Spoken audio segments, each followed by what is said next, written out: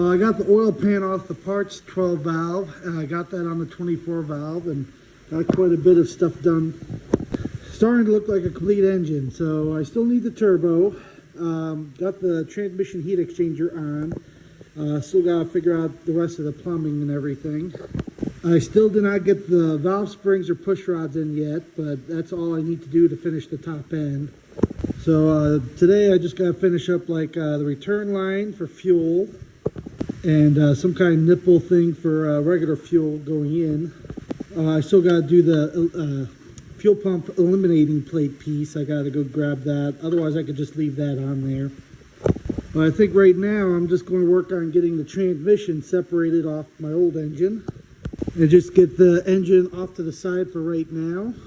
See about getting that engine off the stand, bolted up to the transmission, and then I could take my old engine and put it on the stand. You know, sometimes it is nice to have a machine to use. That cherry picker is not strong enough to pick up these engines. It's just too heavy. You know, that cherry picker is good for like a small block, you know, like a Chevy 305 or 350. I've done a 454 big block, but I kind of bent it a little bit. So, yeah, it's sometimes good to have a machine because like motor and trans together, you know, that's like 1,000 pounds. So I got the transmission separated. Up it goes.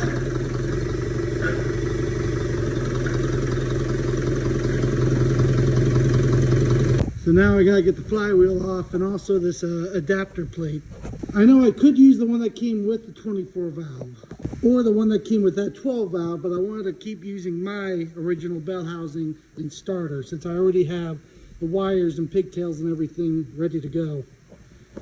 Well, I got that off, and one of the things that was really irritating is after I rebuilt this motor, this is a brand new rear main oil seal, and it was leaking like the first week I got it running. So that's one of the things I'm hoping I can fix while it's getting rebuilt again. But yeah, this is definitely the very first 12 valve. It doesn't have, you know, the extra motor mounts or extra ports for sensors. This is a basic 12 valve. The only option it had for future use was the oil feed line for the different type of oil pump or vacuum pump, because that was the only next option was after this. Or a P pump, sorry. There was an option for a P pump and a different type of vacuum pump, which was on this style 12 valve. You know, maybe later after I rebuild it, maybe I'll change it over to a P pump.